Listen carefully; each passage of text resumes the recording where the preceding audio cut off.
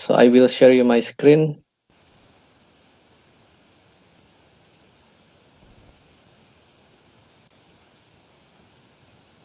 Can you see it now?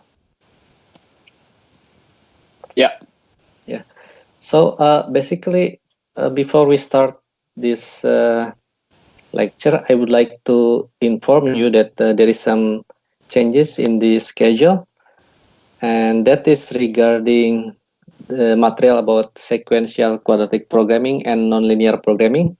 So originally, today we only learn about sequential quadratic programming or SQP, and in 2 weeks, because next week there is no lecture, in 2 weeks we are going to learn about nonlinear programming. So that is the original plan. But then I was thinking that maybe it just we can make it more compact. So let's discuss this sequential quadratic programming and nonlinear programming today. And then in 2 weeks we go to dynamic system optimization, which is like prerequisite for MPC. So I think it will be more beneficiary for all of us if we do it like this. So there is some small changes in the schedule. I hope that would be okay. So that is the first one. And the second one, I have a question from Emil. Is he here, Emil? Yeah, I think Emil is here. Yeah. Yeah. So his question is about this assignment. So I will discuss this here because I think this is also relevant with all of us. So his question is about question number 3.2, dual of LP problem, linear programming problem. So I should mention that there is some typos, so I apologize for that. And Emil, it's right for this problem 3.2. It's exactly with the question number 13.5 in the books, numerical optimization. So it should be like this. So the previously here we have previously we have sorry, minimization. It should be maximization. Okay, so I will change this. That is not minimization but maximization. Okay.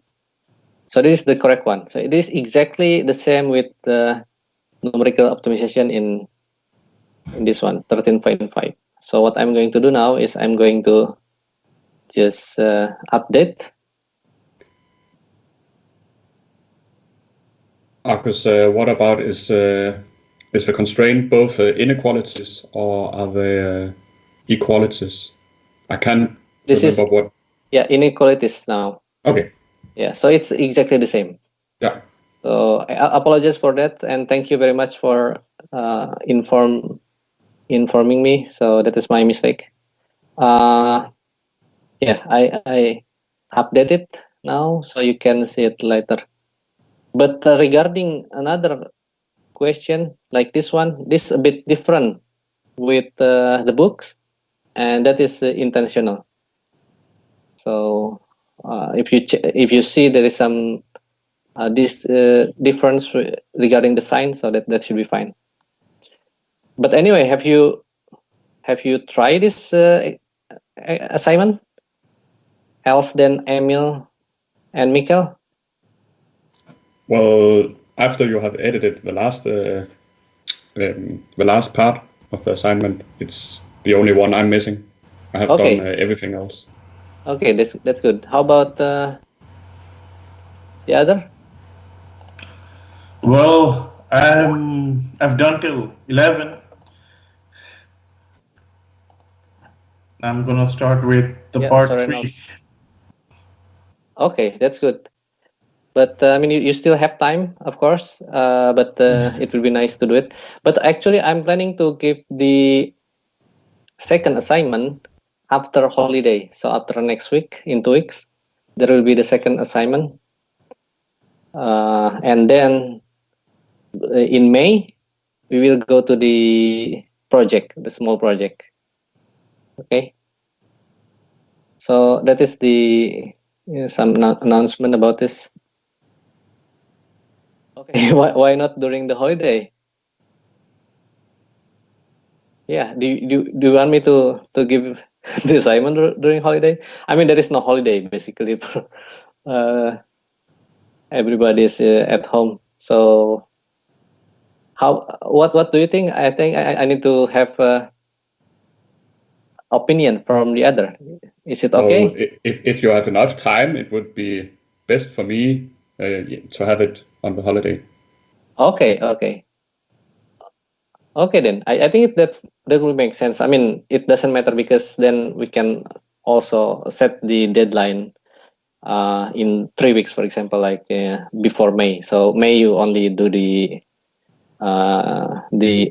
project. So let me think about this, and then maybe I will send the second assignment on Monday, and then you can do it until end of this month. So I think that should be okay.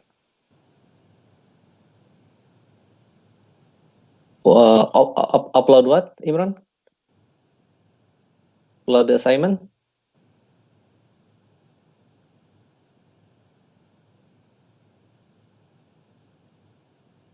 Yeah, the assignment too. Yes, I'll do that then. Okay. So today what we are going to do is we are going to learn about SQP, sequential quadratic programming, and also nonlinear programming. And then afterward, Adam will help you with some practical things. So in this lecture, I will give you the materials and also some basic on how to implement this in MATLAB, which is quite straightforward. In linear programming, you have CleanProg. In quadratic programming, you have QuadProg. For nonlinear programming, you have FMinCon. It's called FMinCon. In FMinCon, you could use sequential quadratic programming as an algorithm, or you could also use integral point method to solve the optimization problem. So, Adam? Hello, Adam? Hi. So, could you maybe say something about what they are going to learn from you today? So we are going to see some industrial optimizers, so IPOPT and SNOPT, Mm-hmm. to see how to solve nonlinear problems. Yeah, and you also have prepared some example for them? Yes, with SQP and interior point method. Yeah. And then to set up this software, it's quite straightforward. Maybe it takes 5 to 10 minutes. So we will do it. Adam will help you. So I think it will be better. So that is what we are going to learn today. So I would like you to not learn about optimization problem in MATLAB, but also for industrial application using SQ, using IPOP and also SYNOP. Okay, very good.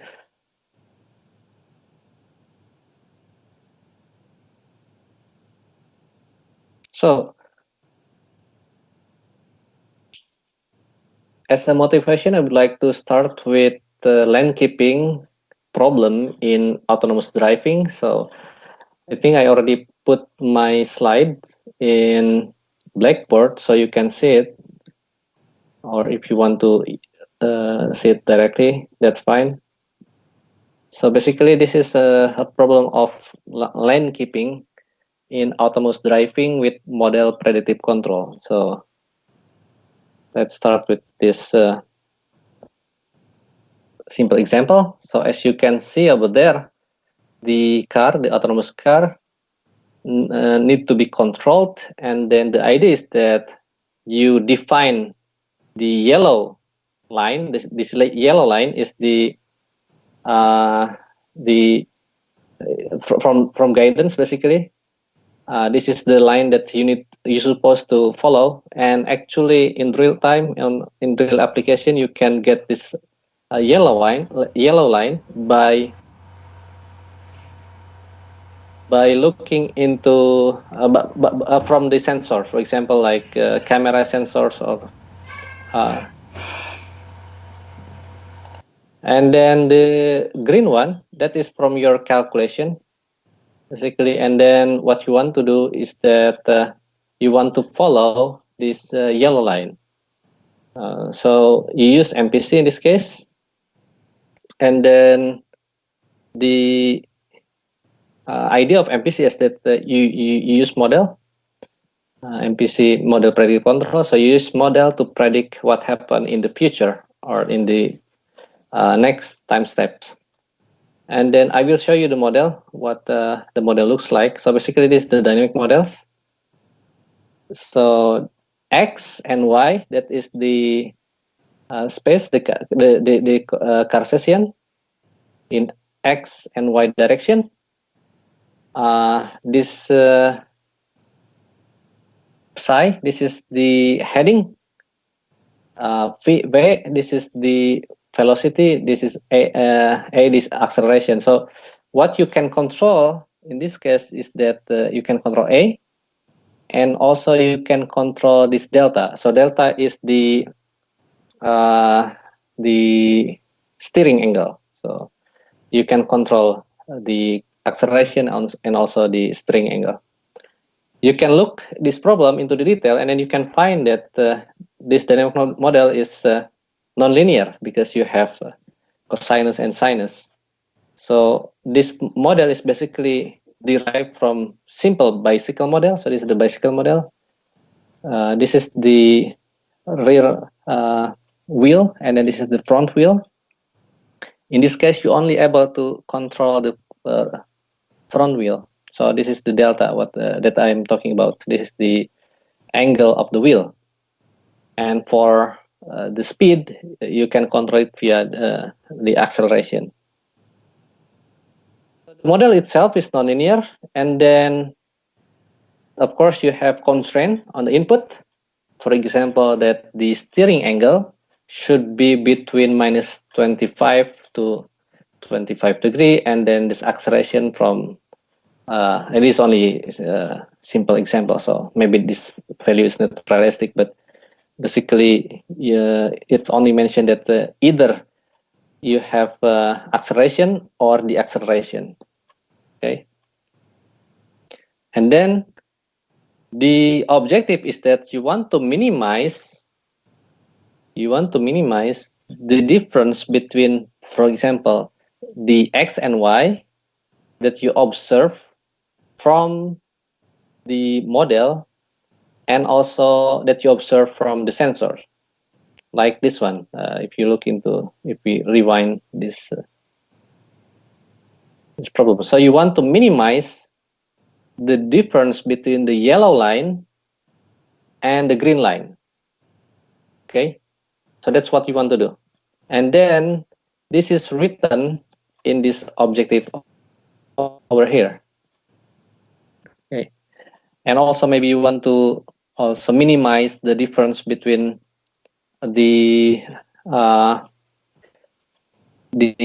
heading. This is the heading. So E, this is the error.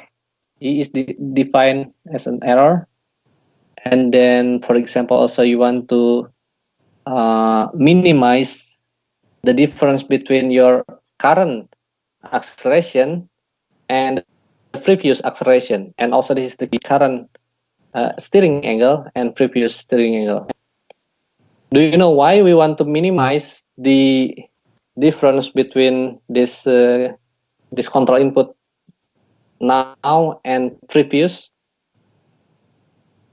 Do you have any idea? I mean, for this one, you want to minimize the error of the position, for example. That is quite intuitive. You want to minimize the yellow line and the green line from your model and from the sensors. But then in this objective, you also want to minimize the input, which is the acceleration and also the steering angle. That the acceleration and steering angle at time t should be quite small compared to the previous acceleration and steering angle. Do you know why? So that you have a smooth control instead of deaccelerating and accelerating. Yes, exactly. So you want to have smooth control. So you don't want to go from one end to the other. So from one constraint to maximum constraint to minimum constraint. So you want to make it quite smooth, right? So the behavior of the system, in this case, the behavior of the car is moving quite smoothly. So that's why. And then of course you need to put some weight function here. How much you want to put the weight. So basically this is the problem. So if you see this problem, your objective function is quadratic, but then your dynamic model is nonlinear. So this problem is nonlinear programming problem. Therefore, this is very important class of optimization because real world problem is nonlinear. So you need to have tools to solve this kind of problem. That is, you want to minimize some objective function, could be linear, could be nonlinear, but then your dynamic model, your constraint is nonlinear. And then of course that you could like linearize the system. That's always possible. But then you need to remember that once you linearize the dynamic system or the system like this, sometimes your constraint won't go to the your objective will not go to the actual value that you are looking for. So it's quite dangerous to do linearization in this case, especially if you think about safety critical system like autonomous car. You need to have very robust method in order to find the optimal controller. So we go from the nonlinear dynamic model instead of linearizing it. So that is the why this problem arises. Okay. So I was thinking actually to give you assignment on how to solve this kind of problem. So last year I give the students some problem on linear, or not linear actually, but quadratic programming problem. But this year I was thinking to give you some more real example in implementing nonlinear programming for your project later. But let me think about this. Okay. So that is for the motivation why we need this kind of tools. That is, we want to minimize some objective function. In general, this objective function is nonlinear, subject to nonlinear dynamical system. So the nonlinear optimization problem usually written by this in this kind of setting. So you want to minimize some objective function f subject to nonlinear constraint C. Now, as usual, when we are given this kind of problem, you want to minimize some function subject to some constraint, we go to the KKT condition, Karuskun-Tucker condition. And then if I ask you, what is the Lagrangian function of this problem?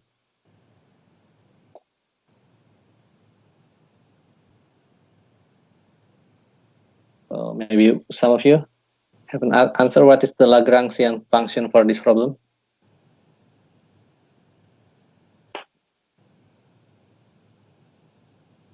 Any idea? Oh yeah, you write this, Soren? Yeah, nabla fc minus lambda c.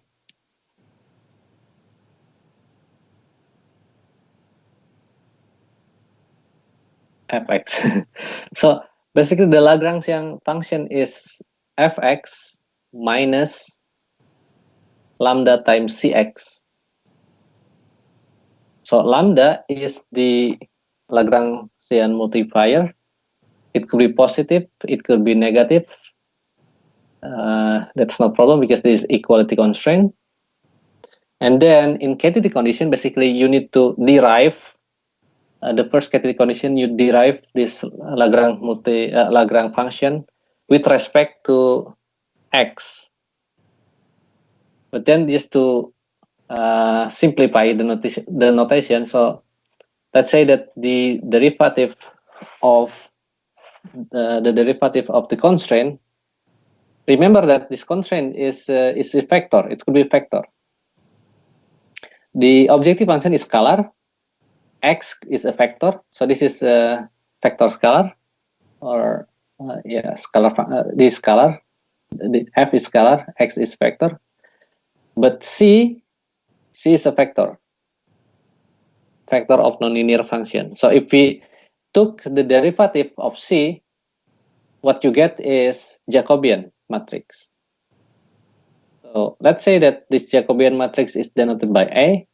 So if you take the derivative of C, you will get this kind of vector, which consists of C1. C1 is basically the first element of C.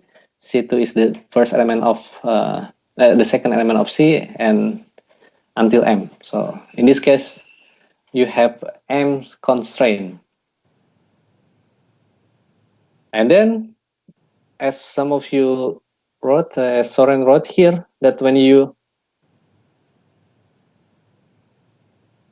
take the derivative with respect to x, this is what you get. So nabla fx minus a, this is the Jacobian of the constraint, transpose time the Lagrangian multiplier equal to 0, and then you have the constraint itself, that is x cx equal to 0. So this is the KTT condition. So what should we do from here? Do you have any suggestion? If we already have the KTT condition, what should we do?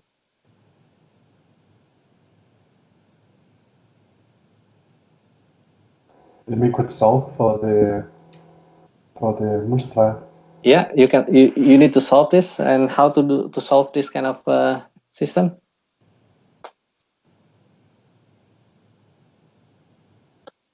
So remember that this KTT condition, the system is a system of nonlinear equation, meaning that if you want to solve this, one of the most powerful method is that you use Newton method, and then this is how you do it. So basically, in Newton method, you calculate the Jacobian of this guy.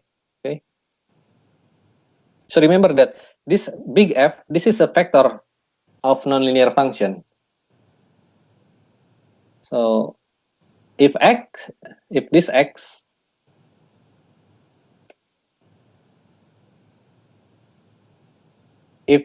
x has n element, so if x is a vector of n and C is a vector of m, how many equations in this matrix?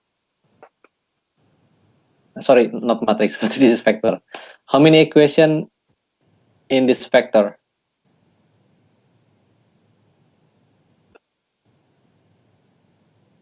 Any suggestion? Let's say that you have x variable, you have n variable, n variable of x. You have x1, x2 until xn, and then you have m number of constraints.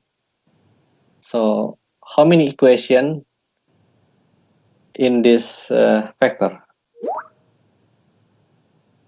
Yes, exactly. So you have n plus m equation. M because you have m from the first equation here, the big equation, and Cx itself has m equation. That's right. So now you have a glimpse of what is this looks like. So basically, this is like, if this big F, then the first equation, let's say big F1, and then big F2 until big F m plus n. So you can imagine that there is a lot of nonlinear equation in here. and then you calculate the Jacobian, and then you can get this kind of matrix, this Jacobian matrix, which is quite straightforward to obtain. And then from here, you calculate using Newton method, and then here you define that the next iteration. This is the increment equal to the previous one plus this guy, this pk and p lambda. Pk and p lambda is basically the direction of your algorithm. Where should this go? And we already familiar with this one. So once you get this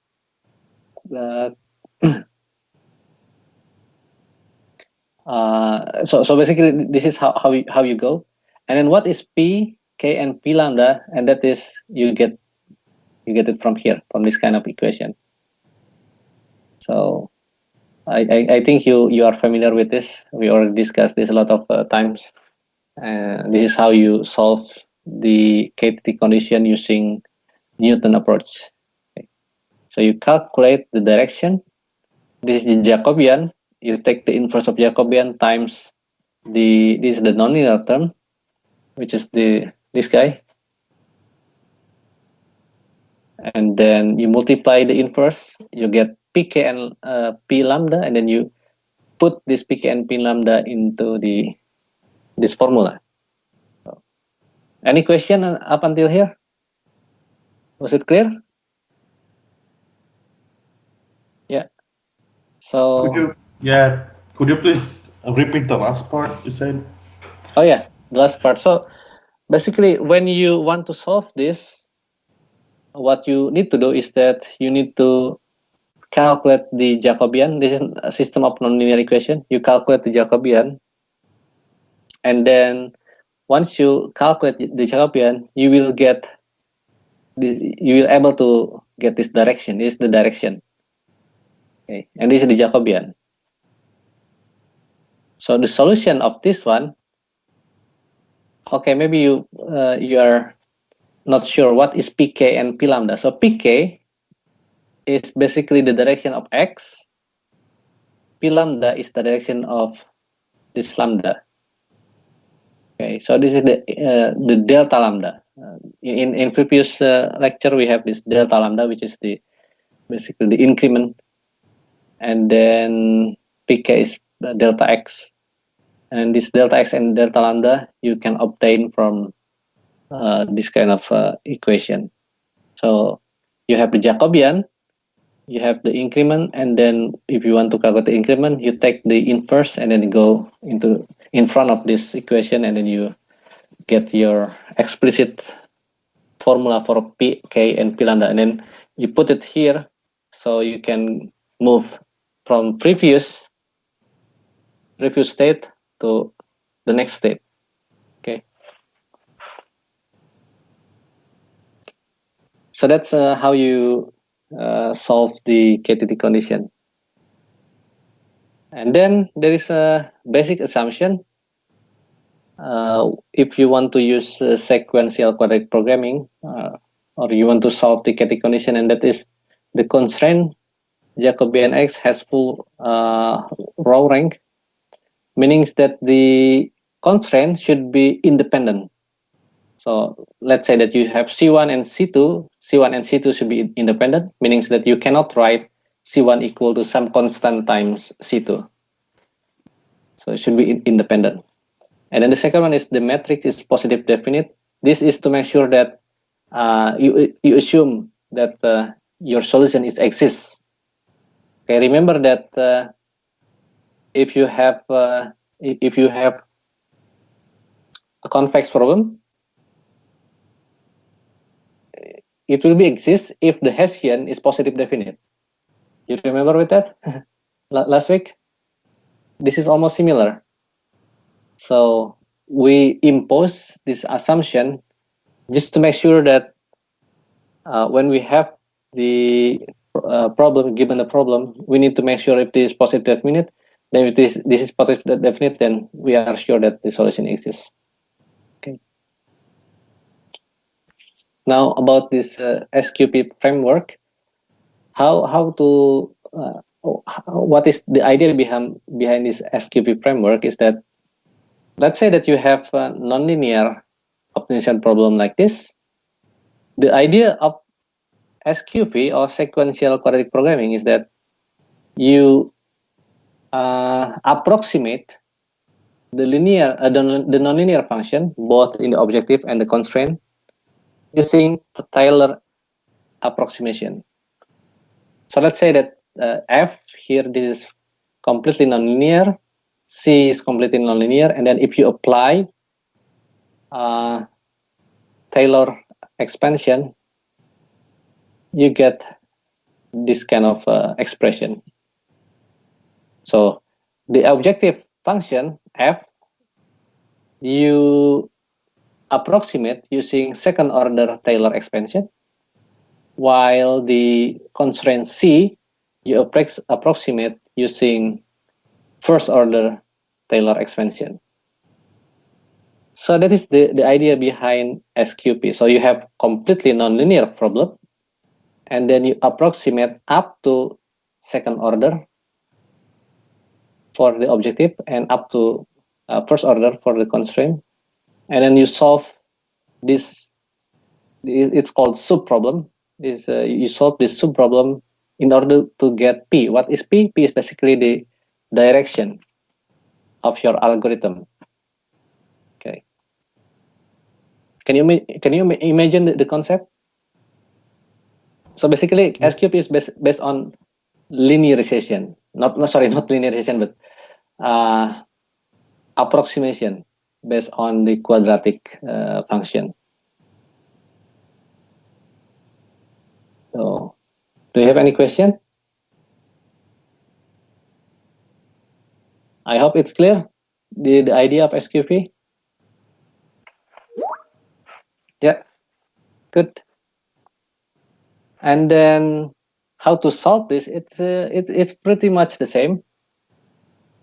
So we go from the KTT condition, and basically this is the KTT condition for this problem. Once you get SQP framework, you calculate the KTT condition, and then from this KTT condition, you implement the Newton method in order to get the direction here. Once you get direction, then you can go from the current step to the next step. Okay. So it's the same. And this is when we use interior point method. So there are a lot of algorithm actually to solve this kind of SQP problem. But then the most popular one and people usually use is based on interior point method. And then this interior point method is actually based on Newton method for finding the roots of a nonlinear equation. Okay. But for fully nonlinear optimization problem, it looks like this. So we have a function of f. This is objective. You have equality constraint, CE, and you have actually inequality constraint, CI. So CI actually greater than equal to 0. But then we can make this inequality become equality constraint if we add this slack variable s, but then s should be positive. So you can imagine that this guy is greater than equal to 0, this is positive. But if you subtract with some positive number or a positive factor here, it become equality constraint. But then we impose that s should be positive. So just like what we discussed last week, that we can change the inequality constraint into equality constraint by introducing the slack variable. Okay. Now, and again, we apply Newton method. You get the KKT condition, and then you apply the Newton method. You can go to the derivation, and then basically you will end up with almost the same equation. This is a big equation, but you can solve this. Now for example,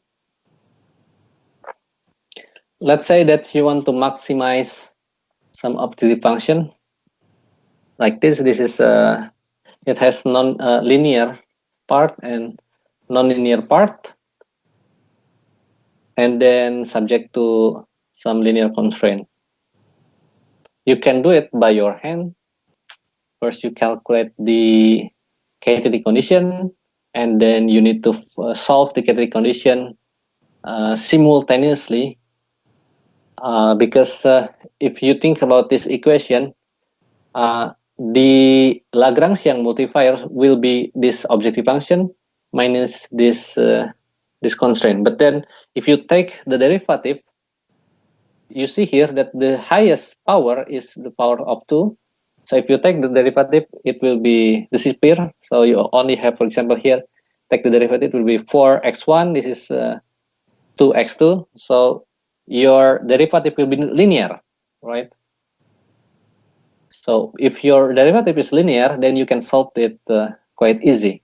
And then you can get the optimal solution x1, x2, and also the Lagrange multiplier. So you can do it by hand. But it will take time. So if you use MATLAB, it's quite straightforward. The function that I use here is, it's called fmincan. Fmincan is basically based on interior point method. That is the default program. But you could also choose to use, I think, SQP, and then you can just run this program, and then you can get the solution, and then you also can see the iteration. Okay, so what I want you to do is I want you to try implement this in MATLAB, and then see if your solution is the same with me. So I will give you 5 minutes just to familiar with fmincan formulation in MATLAB. I think you can just search in Google, and then you can see how it looks like, and then you can try by yourself with this example. 5 minutes.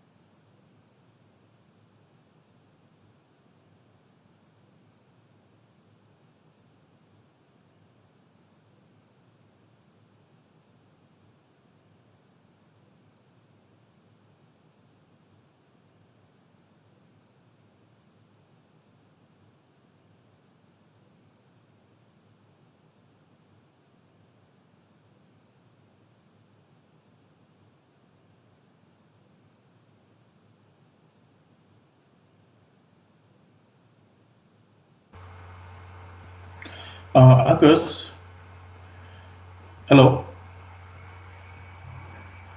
Yes. Yes, Agus. In order to minimize it, we are multiplying it by -1, right? Yes. Okay. Then x naught is the initialization point for x and y. Yeah, that's x1 and x2. x1 and x2. Okay. Yeah.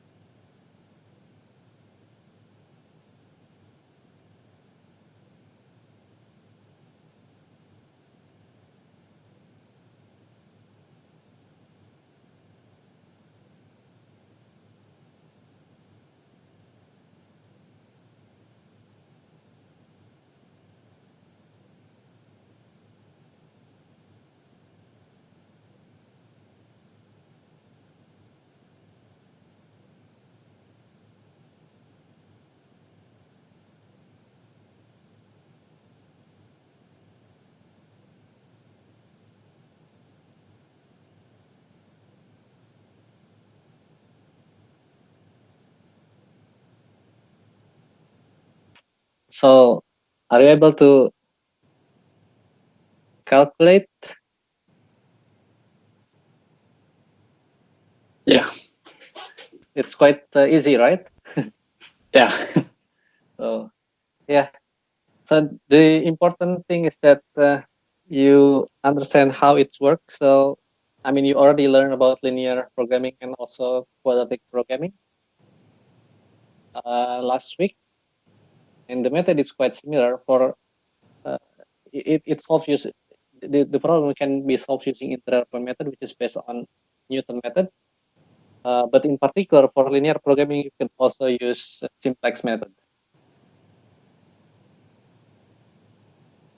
Everybody, have you do the exercise? It's quite straightforward. I Yeah. hope so. So we still have a half hour. So what I'm going to do now is I'm going to give you some quiz in Kahoot. Can you see my screen? Yeah. Oh, that is the pin. If you are not familiar with Kahoot, basically you can go to kahoot.it and then you can just put this pin, write your name, your fake name, whatever you want, and we can play this quiz. It's hard to hear what you're saying. Sorry?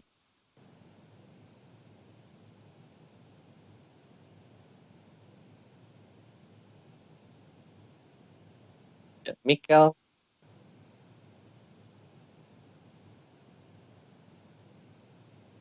Oh, Soren. Yes, so basically we are going to play quiz in Kahoot. If you're not familiar with Kahoot, so you can go here. Yeah. www.kahoot.it and then you copy this pin and also you can write your name. There are 12 questions. And then for one question, there will be some 2 until 4 multiple choice. And then what you need to do is to answer correctly. And then you will be graded not only by your answer, but also by how fast you answer the question. There are variables. And then at the end, you can see your final result. I think everybody is in here, so what I'm going to do now is start. So the first question. Constraint optimization problem includes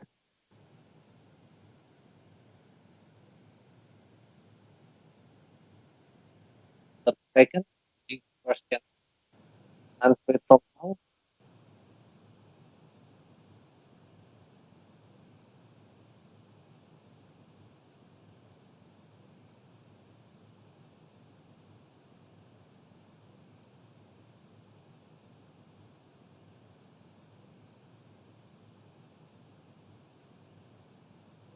Yeah. The correct answer is D. An objective, optimization variable, and constraint. Next.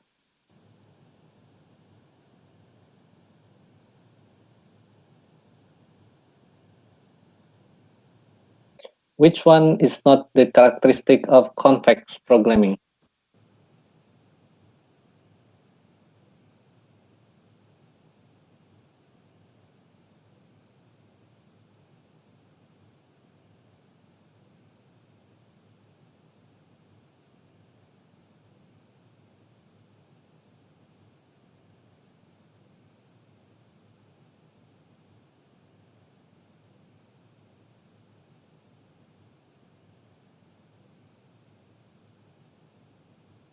Yeah. So the equality constraint are convex. That is not the characteristic of convex programming. It should be concave, because as you remember that this inequality constraint, what we have in the books is that the inequality constraint is larger or equal to, so it should be concave.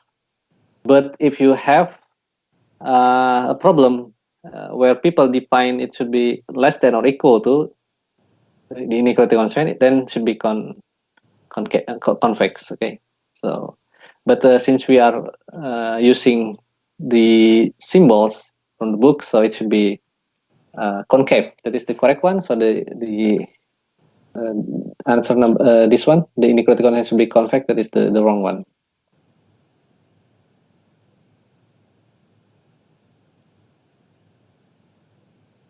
In an unconstrained optimization, the first order derivative is 0.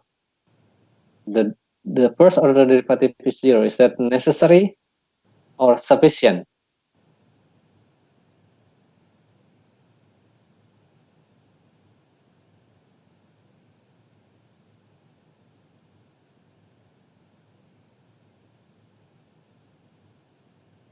Yes, that is necessary condition. The sufficient condition is that the second order derivative should be positive for minimization. Why this is necessary? Because if you only have information that the first order derivative is equal to 0, it either minimization minimum point or maximum point. So it's not enough. Therefore, this is only necessary condition, not sufficient condition.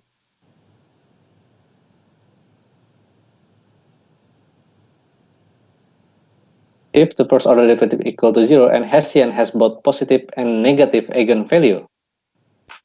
So this is the question.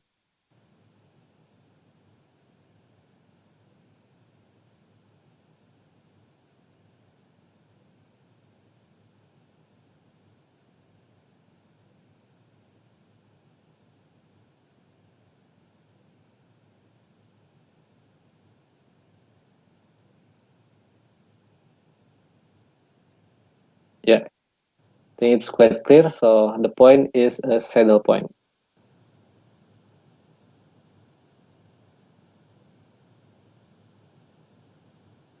Descent direction is when the angle between P and nabla F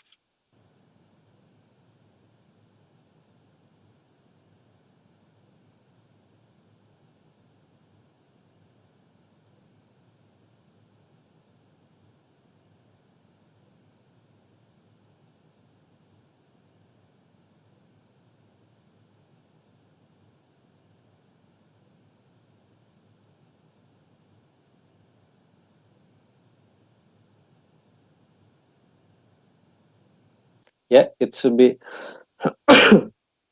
135. And why is this? Because remember that the P and nabla F, if you take the dot product, it will be equal to the magnitude of P times the magnitude of nabla F times the cosinus theta, and cosinus theta is the angle between P and nabla F, and this angle should be between 90 and 270. Since we want cosinus theta negative, less than 0. So this is the correct one. Okay.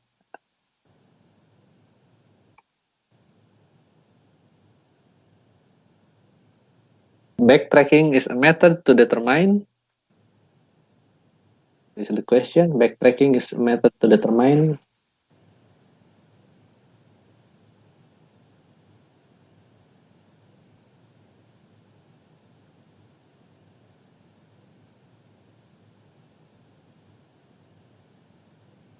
Yes, the step length, not the minimum point. So once you get the step length, you can use either Newton method or gradient descent method. So Newton method and gradient method is a method to find the minimum point, but backtracking is a method to determine the step length based on the wall-fake condition. Very good.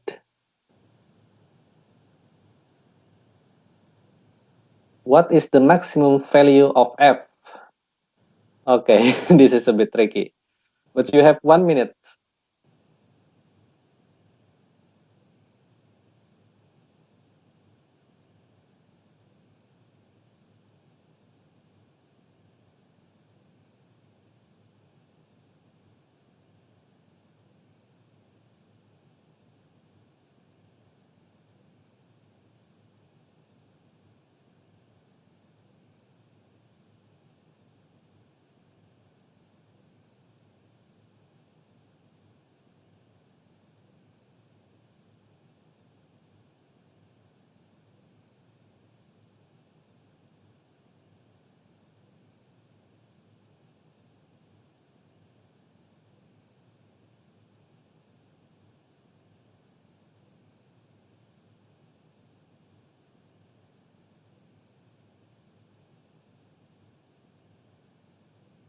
Yeah, the answer is 0.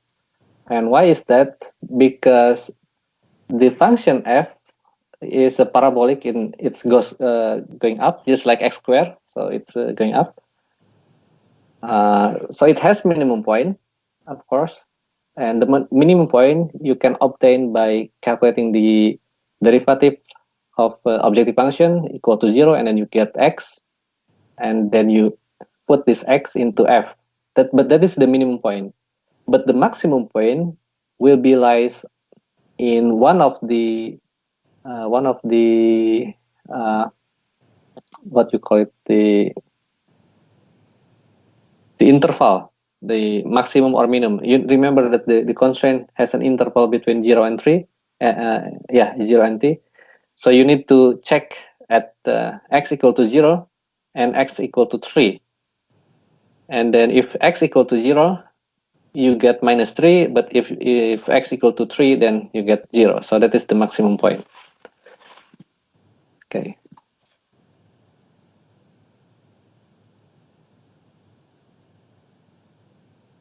What is the minimum value of f?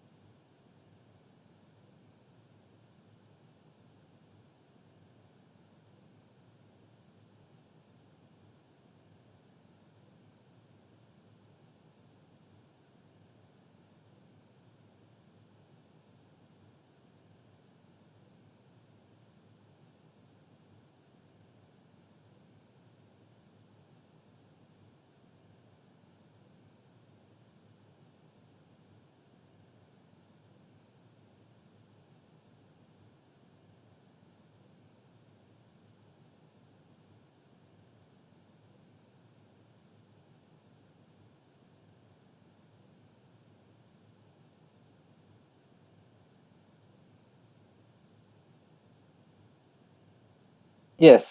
So the minimum value is -1. One of you can explain why it's -1? Who answer this correctly? There are 3%. Cosinus is going from -1 to 1. Yes, exactly. And then So, you just have to find where it's 0. yes, exactly. So basically, cosinus will go up and down, and the maximum will be always always 1, the maximum, and the minimum always -1. So whenever what is in the bracket, it doesn't matter.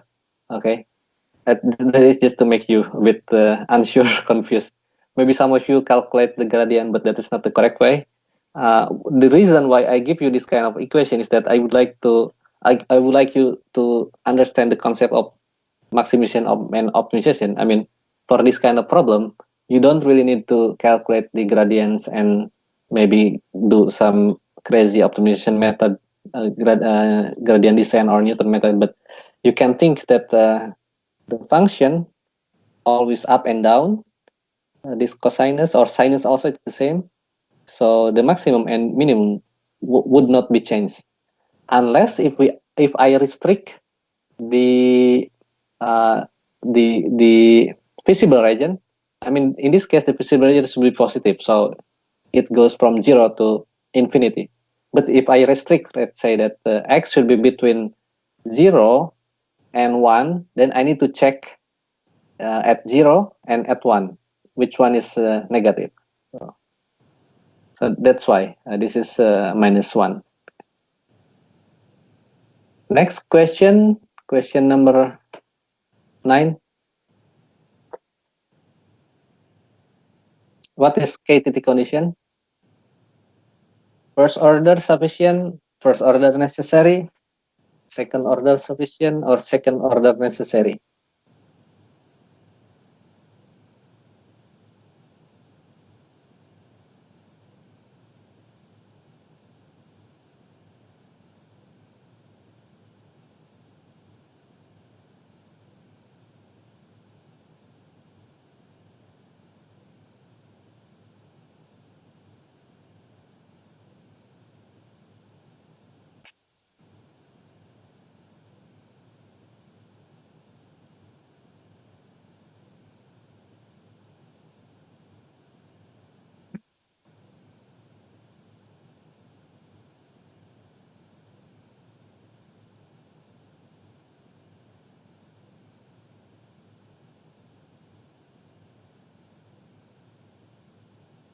Yes, very good. Everybody answered this correctly.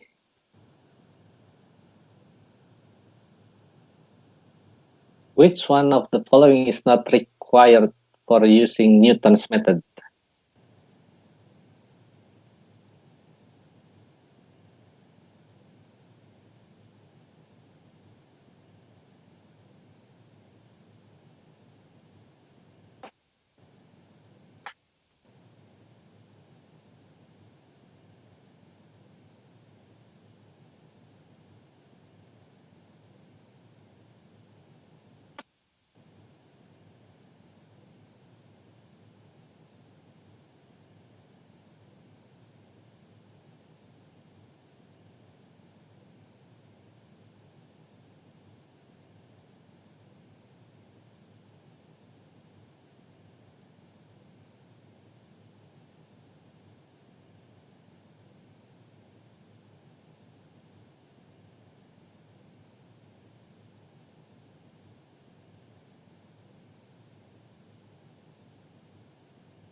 Yeah, and the answer is the lower bound for search region. Why is that? Twice differentiable optimization function that is needed. Why? Because in Newton method, you need to calculate the Hessian matrix, which is the second order derivative. So the function should be twice differentiable. And the function to be optimized, that is actually quite obvious because you need to know the function f that you want to optimize before you use Newton method. A good initial estimate that is close to the optimal, that is also correct because the idea of search direction is that you go from one point to another by looking into the gradient. And then therefore you need to have a good initial estimate because otherwise your algorithm will be slow, and also maybe you will end up with local minimum, which is not really desirable. But if you have a good estimate, then maybe you can have a better result, like more minimum point than different than previous using different initial. So the initial estimate is really important when you use gradient based method like gradient descent and also Newton method. But the lower bound, you don't really need this information. Okay.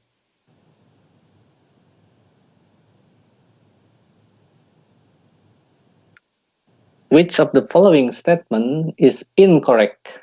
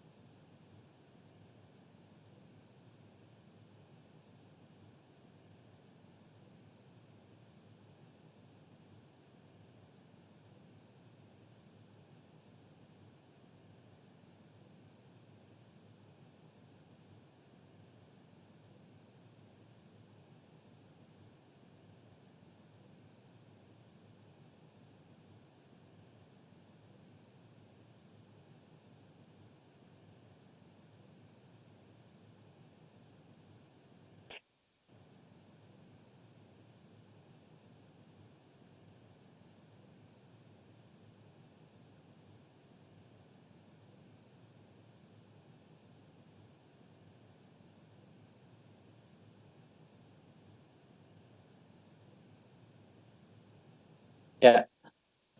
So if it is maximum, then the second order derivative is positive. That is wrong, should be negative. Okay. Last question.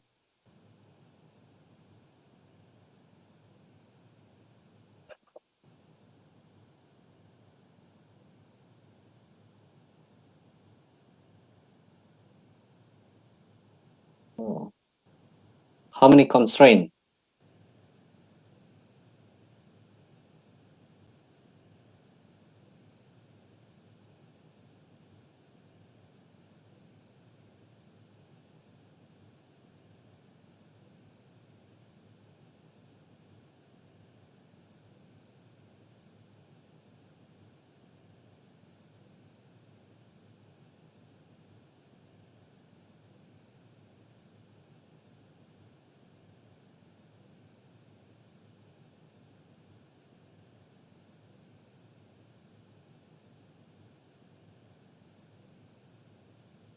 Yeah, it has n plus m, because you remember that the first constraint is a times x equal to b. So A is a matrix of m times n, meaning that ax equal to b has m constraint, but then you also have x larger than equal to 0. So you have n additional constraint that is for x itself, positivity. So the total is n plus m.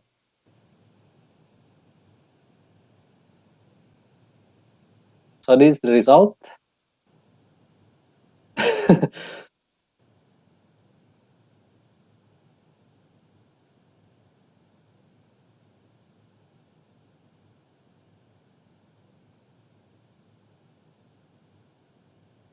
Okay, congratulations, Mikhail. I don't have a prize for you, but I hope this is this is fun. Yeah, it is. Cheetah. Okay. Yeah. Okay. Yeah. I hope the quiz is quite fun. Do you have any question about the quiz and also what we learned today? It's quite simple. It's quite straightforward about this sequential quadratic programming and also nonlinear programming. The same method we can apply, and that is inter-apo method. And then you also already look into the MATLAB how to use it, and then after this lecture, you will meet with Adam, and then Adam will help you to set up the software, not only MATLAB. And then Adam, maybe he has also some more practical example. Okay. Do you have any question?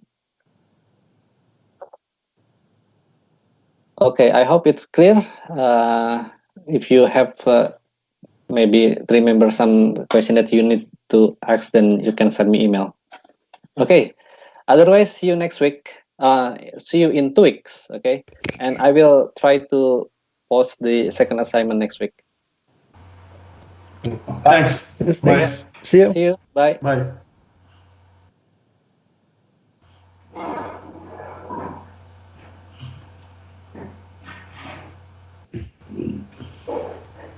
Hi. Hey. Hello. Hi. So, who won that horrible code thingy?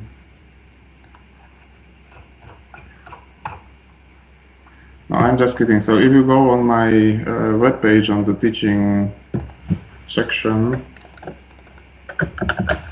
I've posted this week's lab assignment.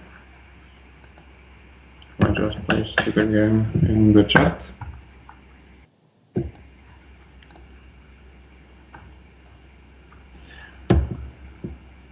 So if you go there, the first exercise is just to install the IPOPT package for optimization. So you're just compiling it, and you will need Ubuntu or a Linux-based system. Everybody has one? I need to switch before I can do it. Yeah, same. I also need to switch. Can we wait a second? Sure. Well, I mean, it can only be used in Linux. It could be used in Windows, but I would prefer you using it in Linux because I never used it in Windows, so I cannot help you basically. I switch quick then.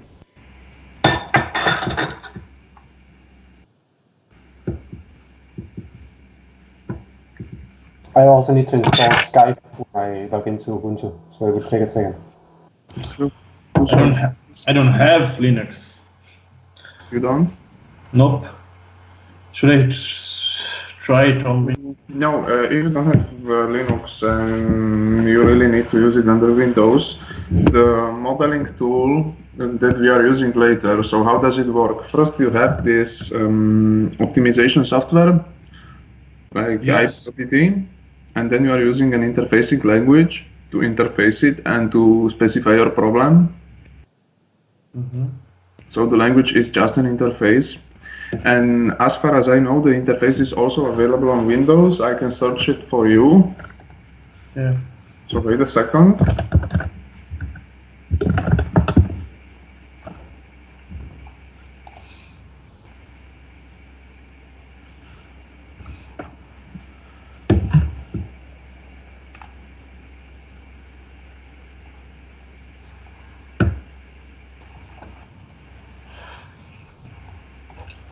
Wait, Adam.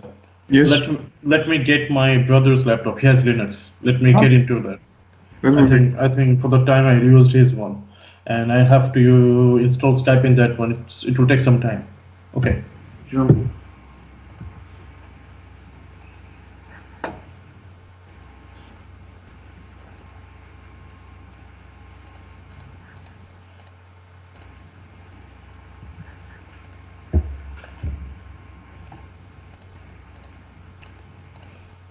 So we all agreed on Linux, right?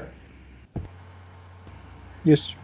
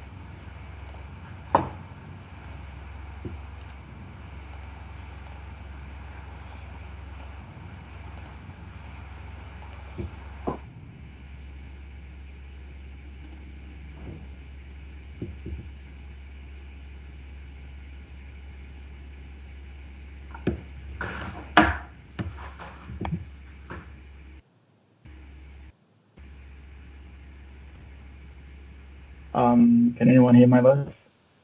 Hey, what did you say? It was just if you could hear me or not. Oh, I can hear. Okay. I'm back.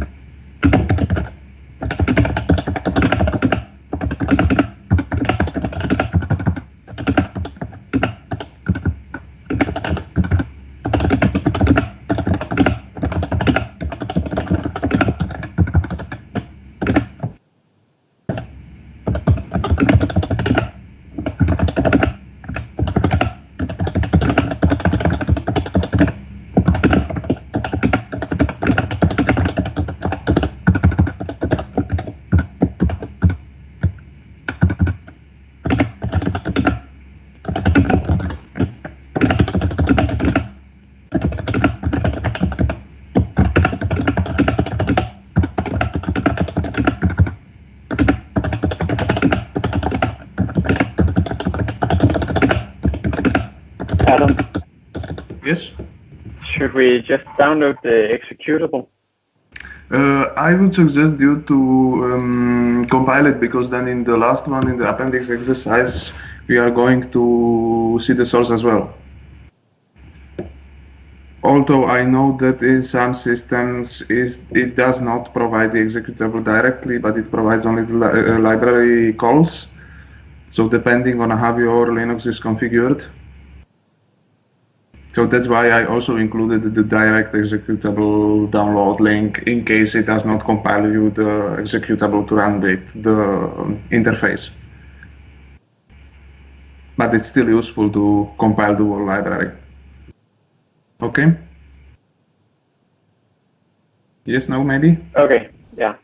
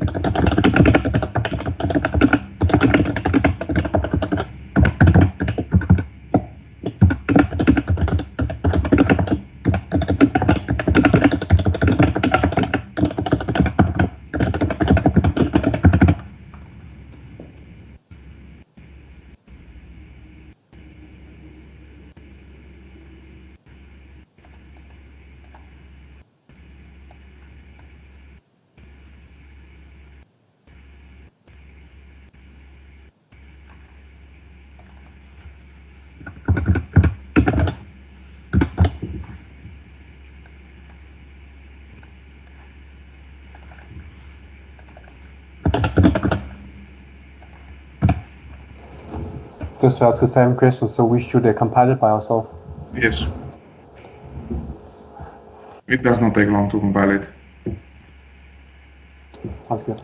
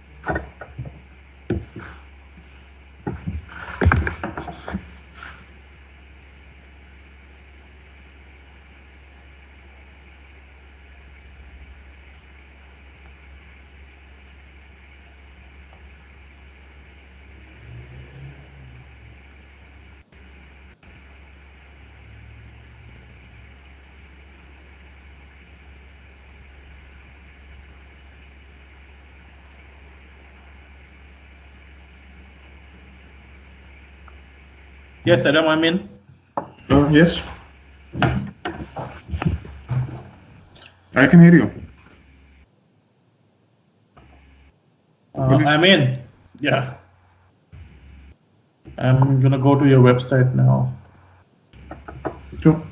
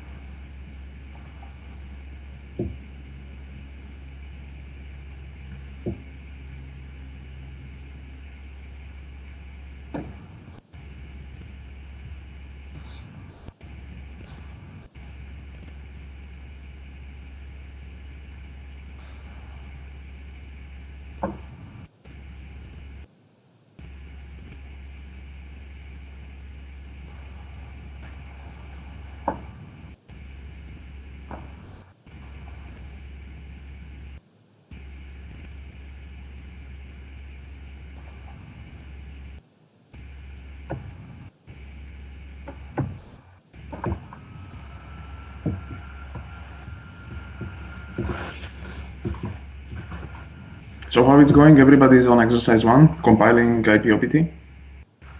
Yeah. Yes.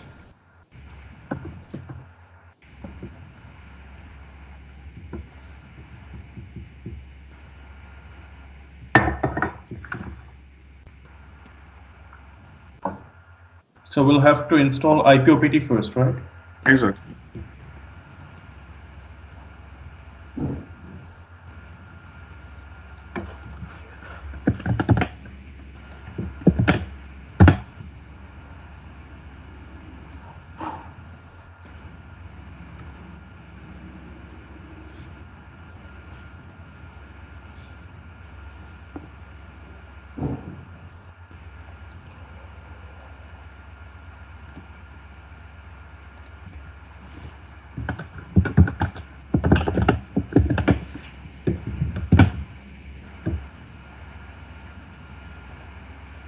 So how do I download that? IPOPT, so if you go there on the web page, the first command after sudo apt-get install or the requirements, you have wget. Yep. And the location, so just copy paste that one in your command line. Install recommends this one. Which one? I show you it. Can you see my screen? Yes. So here is the web page, right? Yeah. It's this one. With this one, you just downloaded. Yeah, sorry. Okay. Okay. I was looking into the first. Sorry. Sure, no problem. Not much into Linux. Sure. Adam, for the second exercise, I can't find the bin folder inside the IPOPT /free. something. And Yeah, I was suspecting because they update it kind of often. It is in mine, but probably I have the source of the previous version. So just download also the executable with the second part of the first exercise. okay, and then just add that one. Exactly. So I've downloaded that. Then I have to do the second line, tar exitive or something. Exactly. You just copy paste that line into your command line, Yeah, it's done. and then the others. Oh, in line. I'll just copy. Okay. But one line per time. Yes. Altogether, I'm not sure what happens if you do it all together.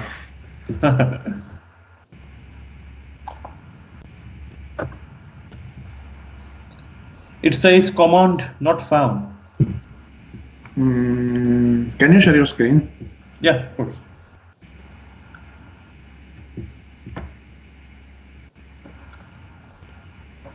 Oh.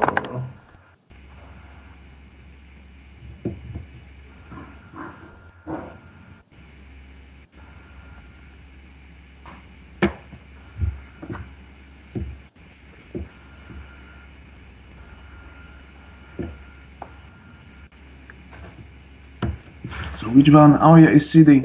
Not only D. You forgot to copy the C at the beginning. Oops.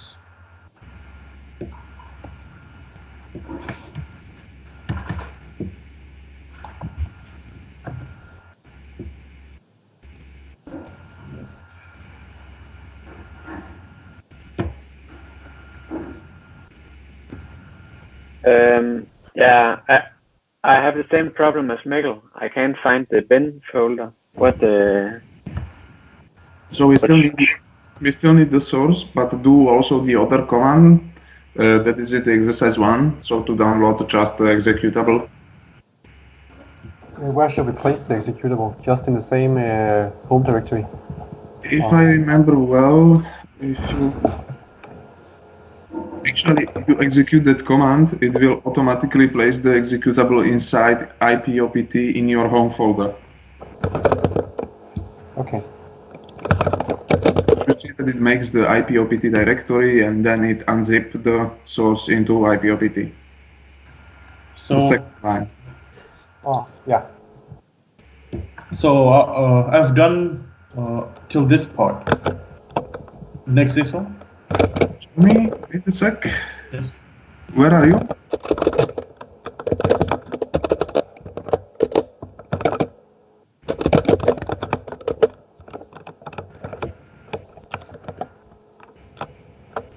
Okay, and then do the configure prefix thing. This part. Exactly.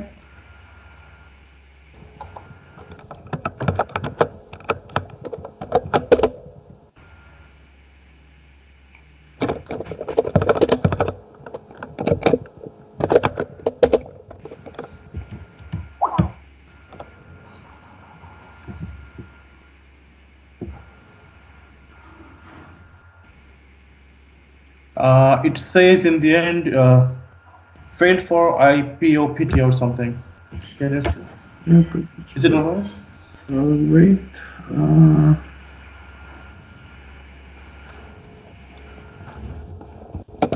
No, it's not.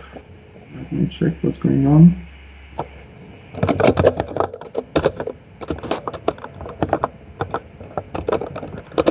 Write some stuff.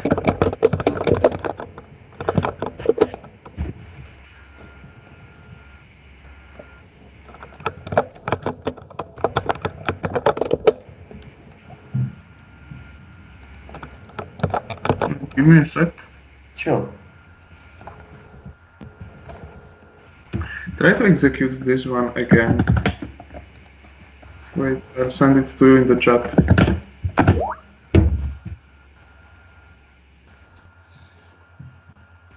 I report this? Okay. Try that one.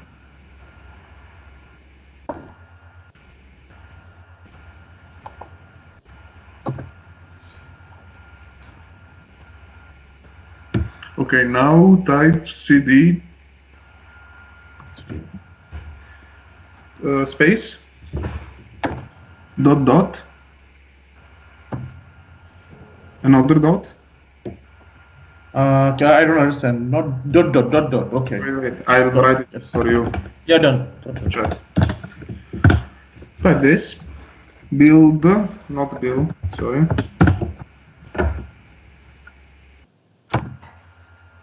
Okay, and now execute once more the configure prefix, blah blah. Yep.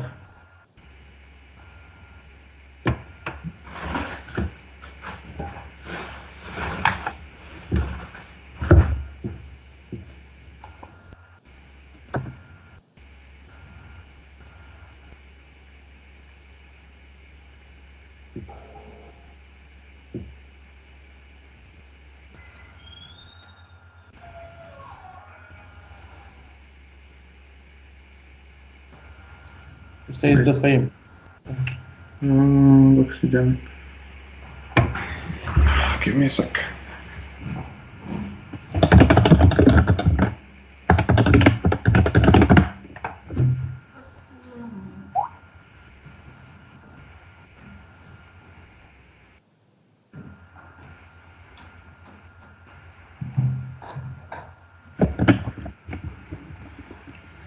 So type this one.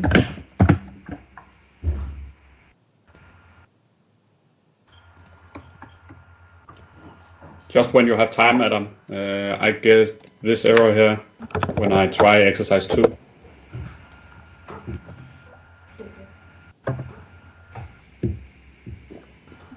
Yeah, I get that error too. Okay, so you are in what directory? Okay. I should be in the IPOPT directory. Or... Exactly, in your home folder, if you executed exactly that command. Yeah.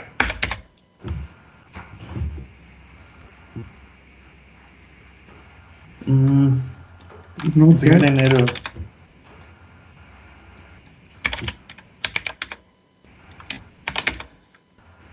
Interesting.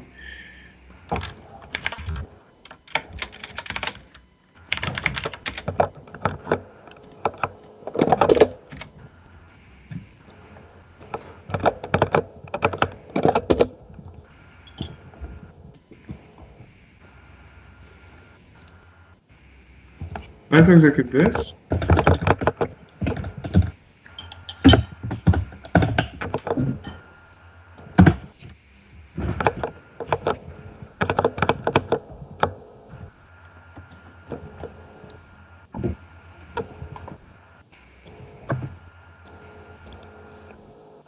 Interesting.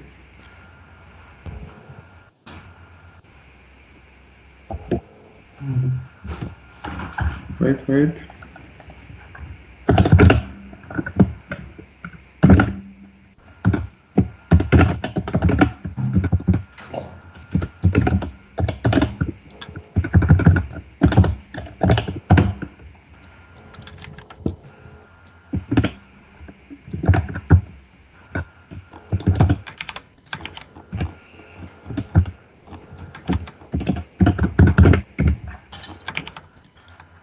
Okay, let's do let's skip directly to the download the executable section on the web page. Yeah.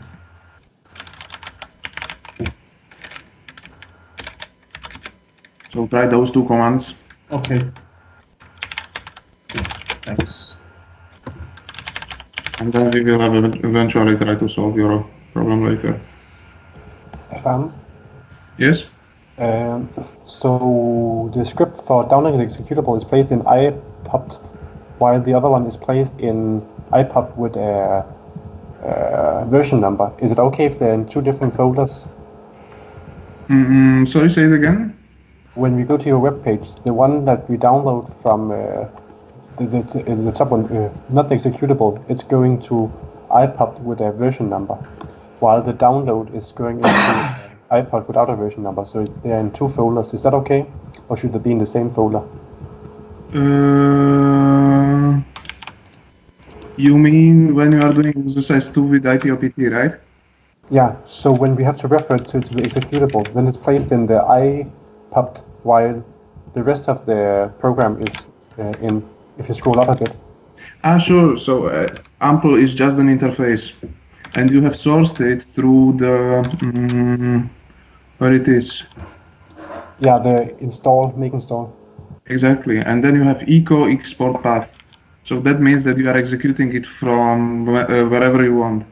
Okay, right? So we can just reference to the iPub when we have to go into the AMPL ID. Exactly. Okay. But you have to launch it through its folder, because that one is not referenced in your path variable, right? Yeah. So we just have to add the folder iPub and not iPub / version number. Exactly. Okay, good.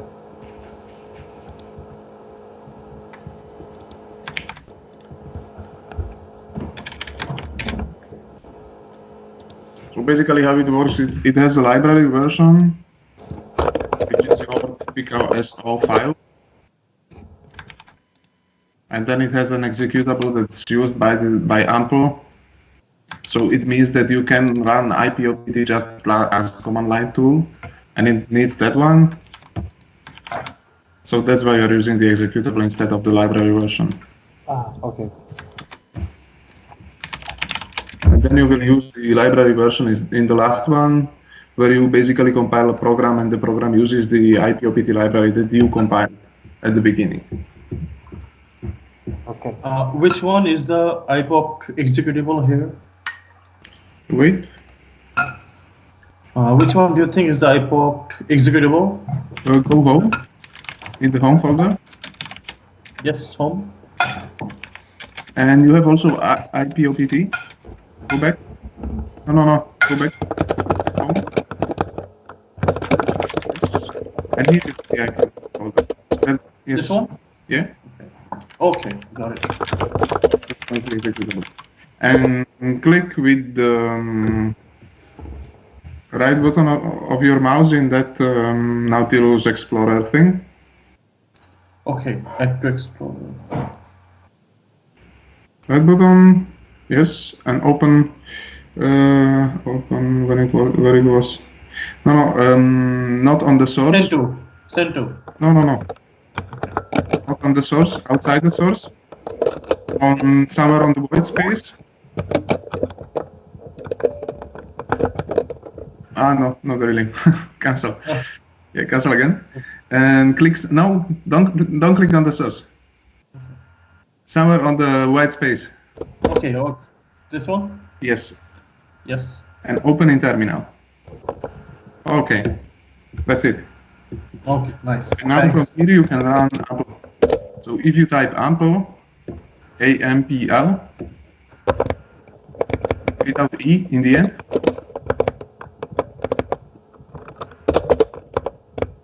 So just, no, without, no E. Okay, no, just Ample.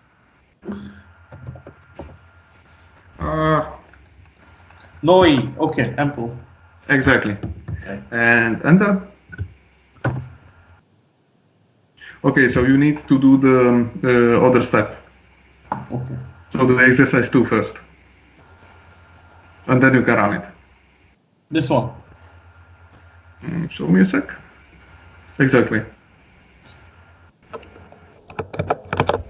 Yeah, done. So somebody else is writing. Is it for me? Adam, can I ask a question? Yes. How can you see what you have defined? Is there a window like in MATLAB where you can see your current active variables, or is it just how does the console work? Where are you exactly? I can share my screen. Yeah, please. If I can figure out how to do that.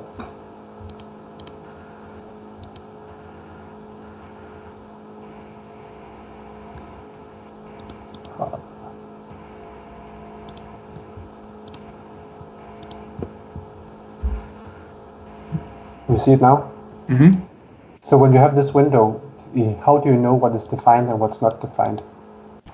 I don't use normally the console with the interface, so I actually don't know. Try in Windows that there might be something like variables. No, I'm not sure there is something like that. Okay, so you just have to remember what you've defined like this. Yeah. Okay. There might be a way, but I am not fully aware of it because I normally use the command line tool. Is that easier, or what do you think? Sorry? Is that easier to use the command line? It's mostly the same. Basically, this is just an interface for the command line tool. Okay. So this is running, it's running the same command as in the command line tool. Okay. Is it possible to define a file and then just run it? Yes. What should we do if we want to do that?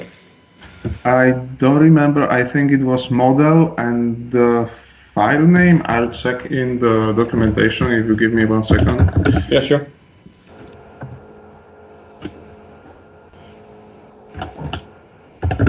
There's a tab called New File in the IDE.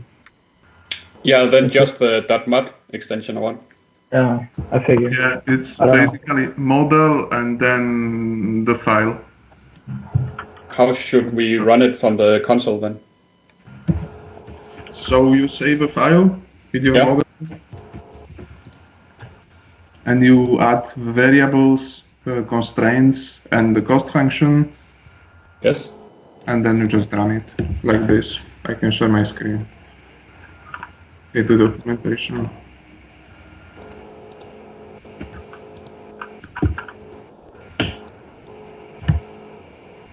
Can you see it? Yeah.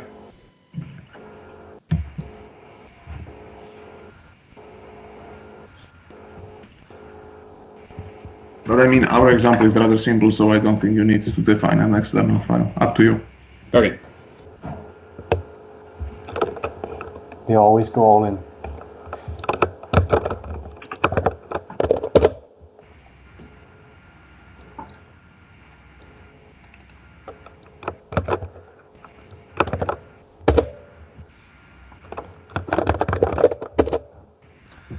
I have installed Amplitude and I have run it already. Can I see it? Yeah.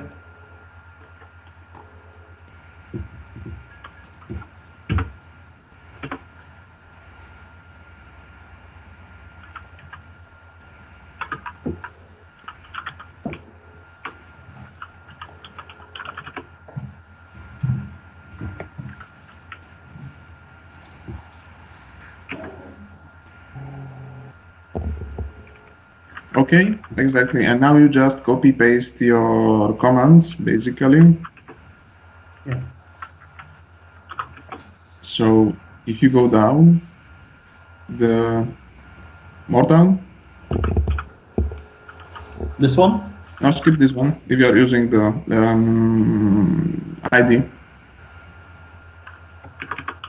Go directly to, no, down, or down. That one, up, that one, yes. Okay. No. The other one. This one?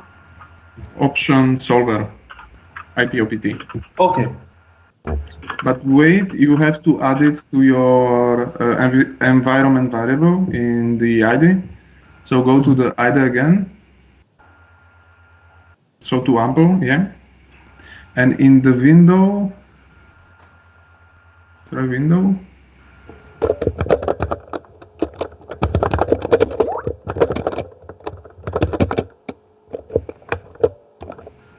Click on window.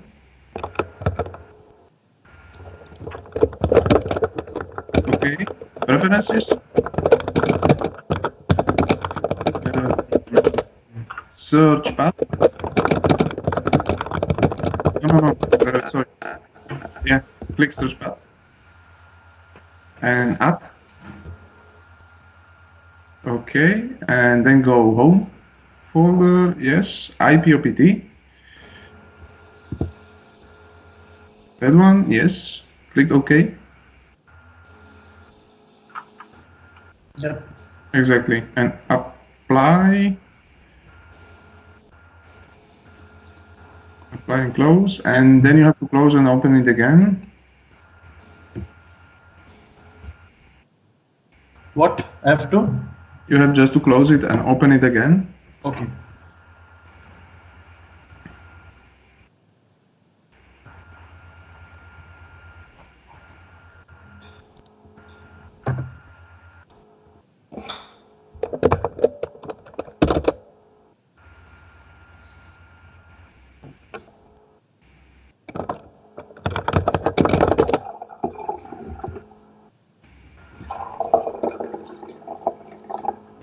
I can send a screenshot of problem 1219.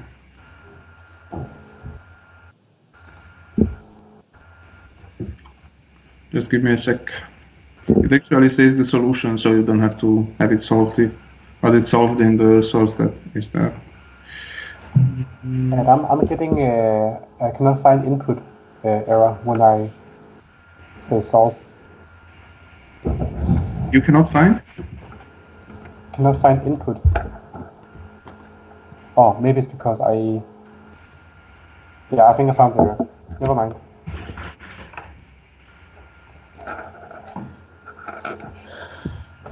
Anything else after that? So in option solver things, yeah, option solver IPOPT, copy that one.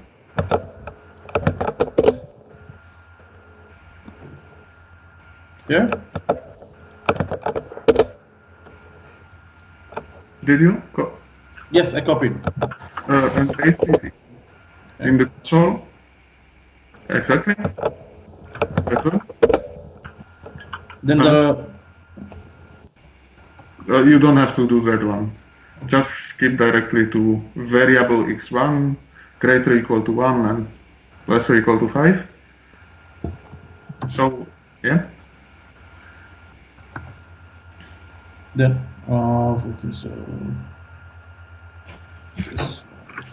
I'm not sure you can do this actually. Try. Yeah, I'm not sure. One at a time? Yeah, I think so. Okay. I think it worked fine for me to copy the whole thing. Okay, sorry. Never mind. I didn't know. Okay, once it wasn't working like this, you had to do it manually all the time. And then the minimization function, yeah. Copy paste. Yes. And the two constraints.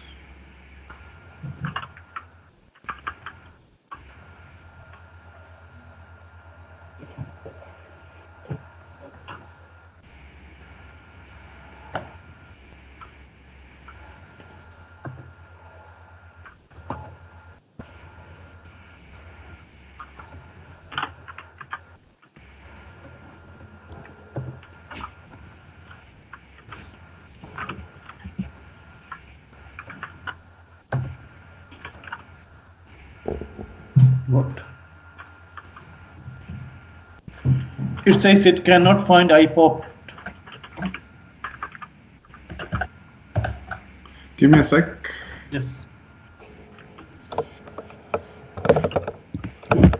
So try one thing. Let's skip directly to SNOPT. Type this instead. So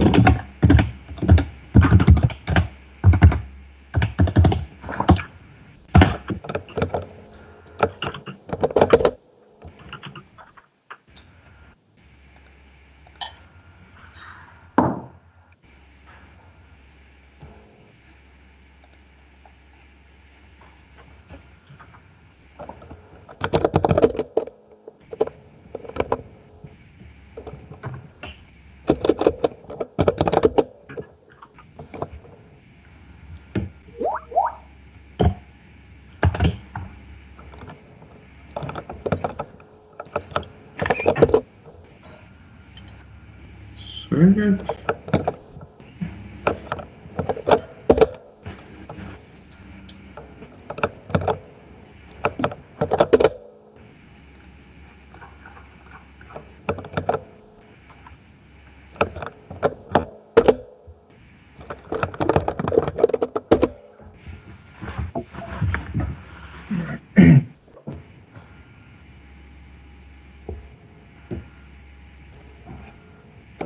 And I'm getting the same issue. And when I'm running it in command prompt, I'm getting I cannot find the directory. Sorry, that was the wrong one.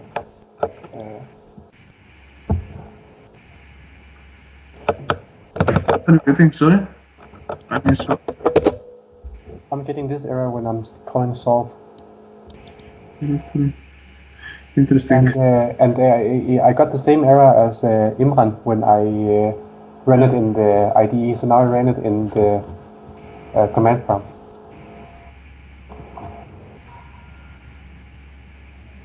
Okay, try and let me know if it works. No, it doesn't work. I get this error in the command prompt, and I'm getting cannot an error I sent before. Cannot find improp. Okay, can you share the screen, please? Sure.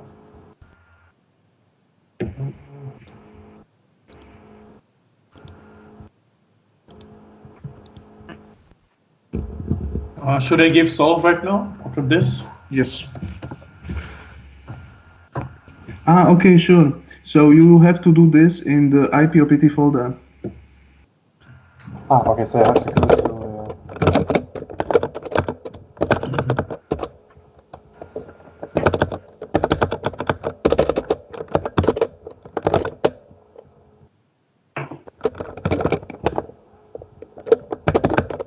That one, yes. And then call... Yeah, and just run AMPL from here. So I have to make it. Exactly. And now copy paste the same commands that you used before. So option solver and so on. Okay, so how come I have to run it from the other directory? Is it so instead of importing it to the path as we did in the IDE? Yeah, you can do the same. You can just add it to the environment variable. And then it will have the executable, so it will search there. Okay, so yeah, now it works. Okay, thank you. Sure. Yes, I've got optimal solution found at SNOPT, yeah, after 45 iterations. Okay, that's correct. So if you now visualize the solution with display x1, x2, and x4, and x3, then you can compare it with the solution that is on the web page. Okay. We can write it in the same line, display x1, x2, x3, x4, all of them? Or we can write in the same line, display x1, x2, x3, x4, or in a separate line? You have to do it in a separate line. Okay. Actually, the correct way of doing it would have been to define x as a vector, and then you can show all them together. But since they are separate variables, you have to do it in different lines.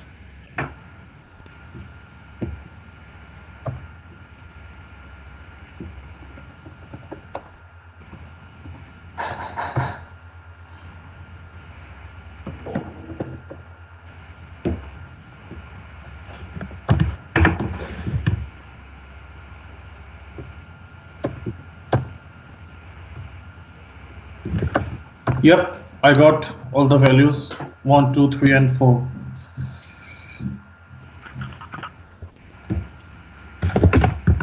Perfect. That's correct. Nice, very nice. Now try the other exercise. Okay.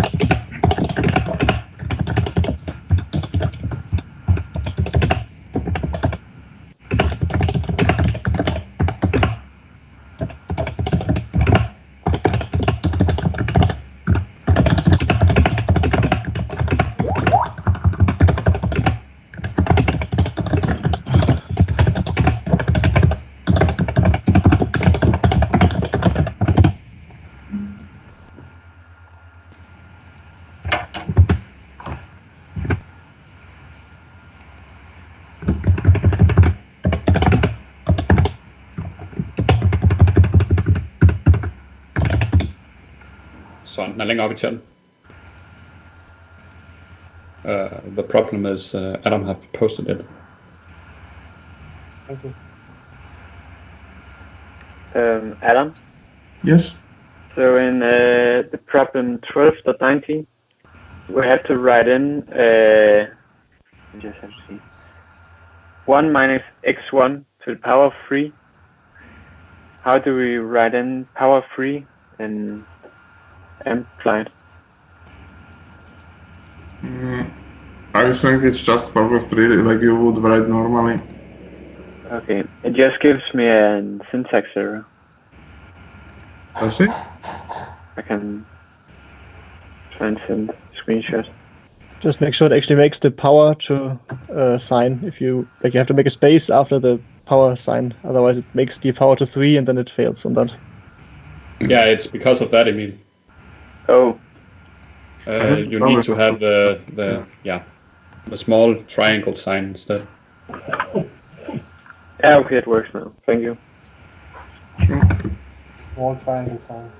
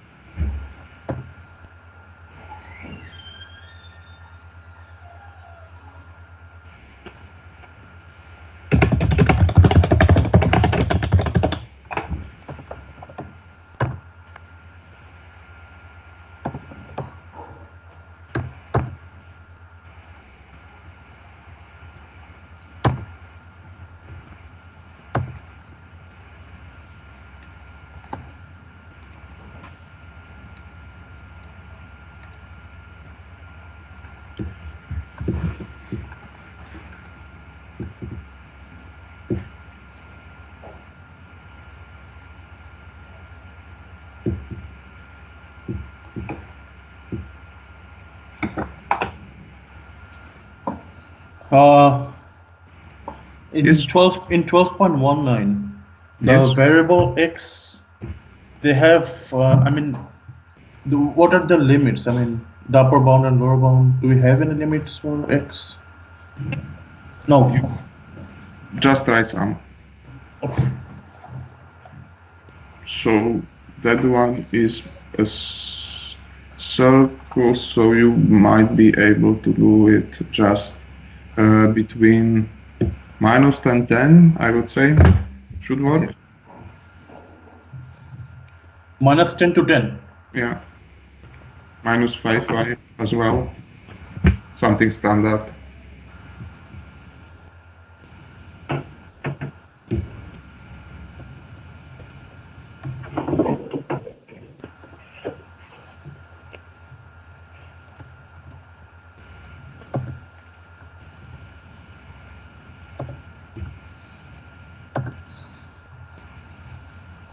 Okay, how is it going for the others? Are you succeeding?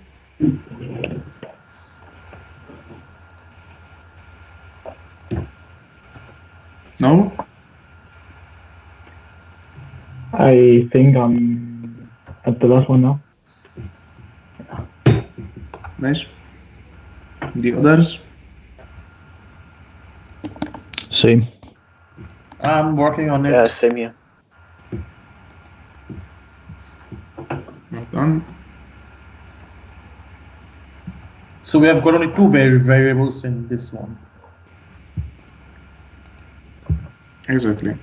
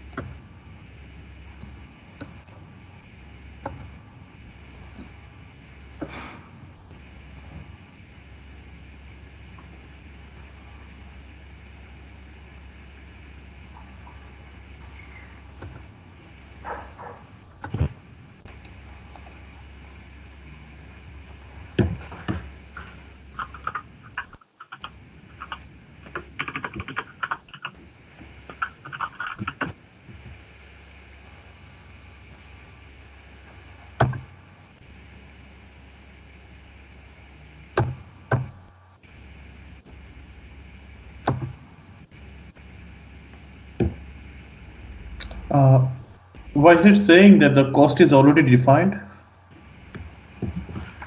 I suppose you forgot to reset before the previous one. No, I did. I did option solver, I popped and reset. But Can you share? sure. If I can see the issue in this line, Say I give me a sec.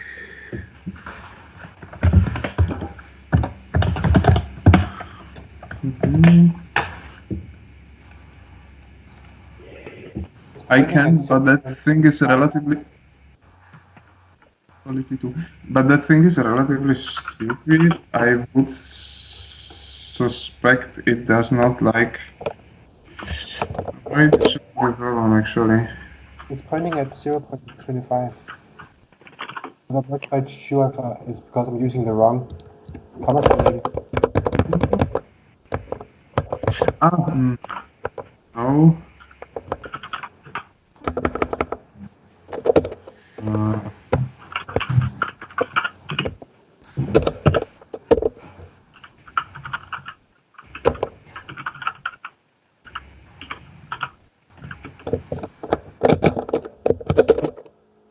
Yeah, okay, it seems like it was because I was using this and that. This as a comma separator. Are you there? Good to know.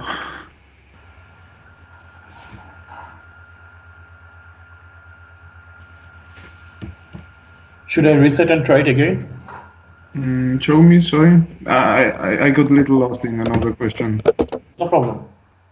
Option solver IPOPT.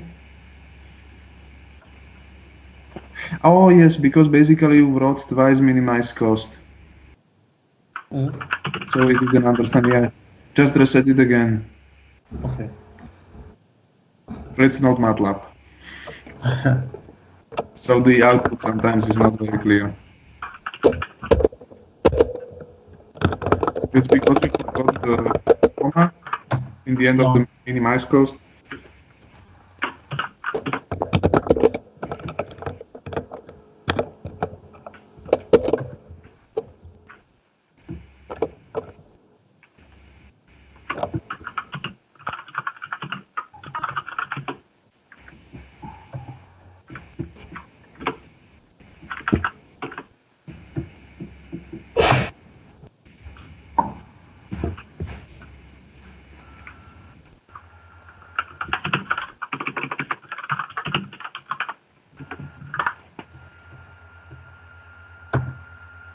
Adam, do you have a second?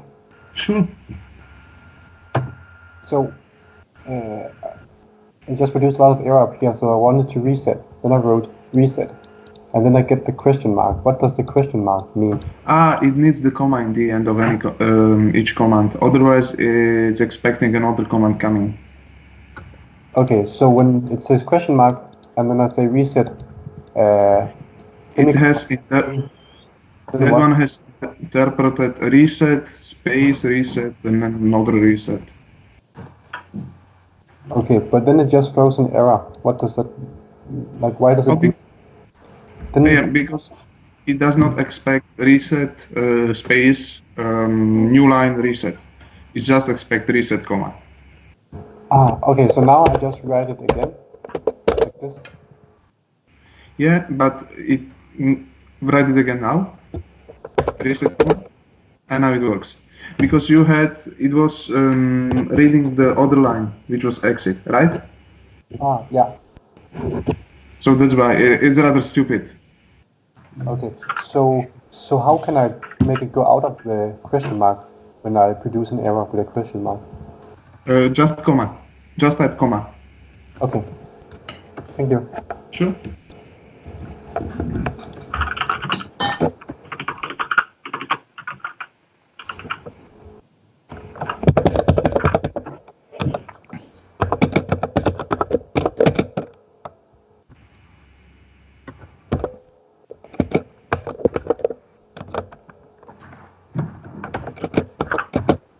Adam, when we have completed exercise 5, there then any more exercises or?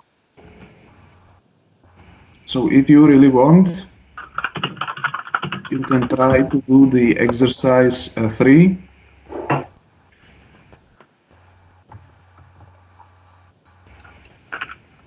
Using the interface instead of using Ample as interface.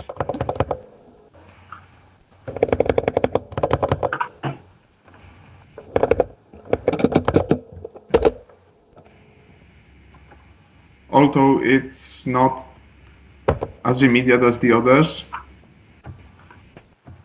so I have not put it as a requirement. It's just if you want to try it. Otherwise, you are done. Sorry, Adam, I couldn't hear it. I was saying that if you want, you can try the exercise 3. Okay. Using the direct IP-OPT interface, which means defining your function. So just defining the first derivative, the second derivative. The thing is that is not that immediate as the others. So I have not put it as a formal requirement in the exercises.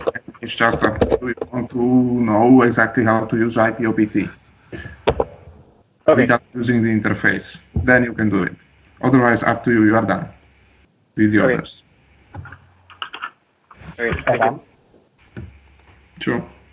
When you have no constraints on x and x1 and x2, how do you define the variable? Do you just say var x1, var x2? Exactly, but what I would suggest to you, it takes very long.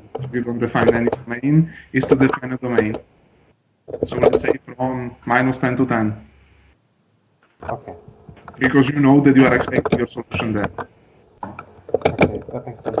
Adam? Yes? Yes, in exercise 1, there's one equality constraint that you changed into inequality, right?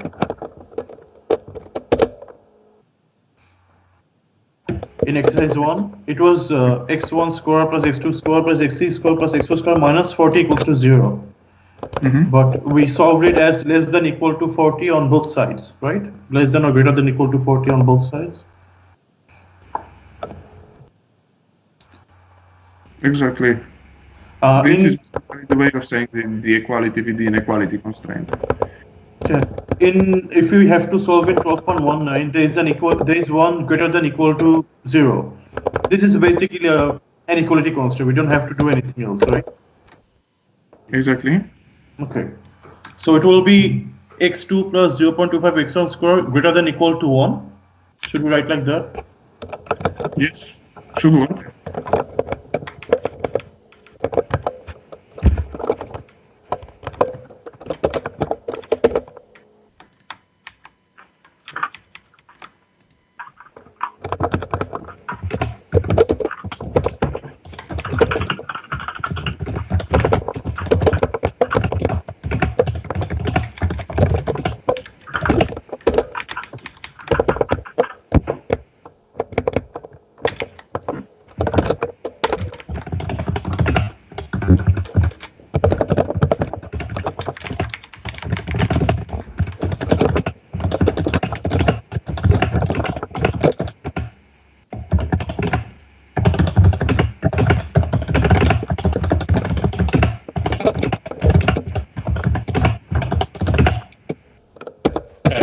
If we are done, can we go, or do you have anything else?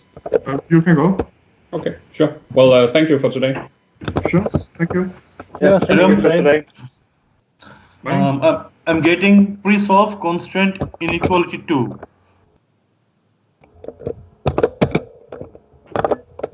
Can I see? It is, yeah, of course.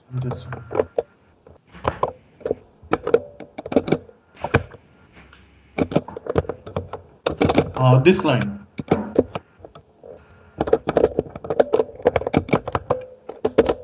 Mm.